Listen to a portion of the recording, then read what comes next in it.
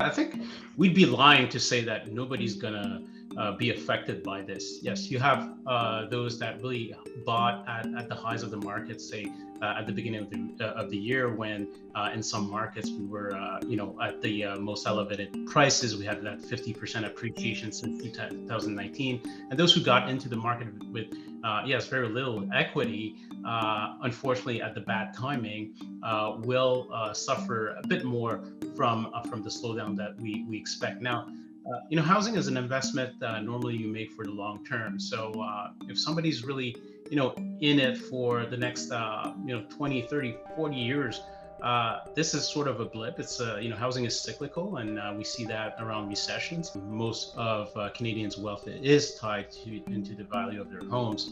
Of course, that's a source of worry. Having said that, our expectation is for the housing market to cool, to moderate, but we're not expecting any collapse by any measure. We have a decline in price of 15% nationally. Of course, it will vary by province and by metro area, but this is something that's still quite manageable. And at the end of it, we should still have prices more than 25% above where they were at the end of 2019. We expect overall the housing market to get back in terms of prices to stabilize again at the end of 2023. So it's something that can be expected to last a few quarters. We see the economy remaining in a state of expansion, slower growth, but no recession in our baseline forecast. So that means still a tight labor market and accelerating wage growth. So those factors should help prevent a more severe outcome.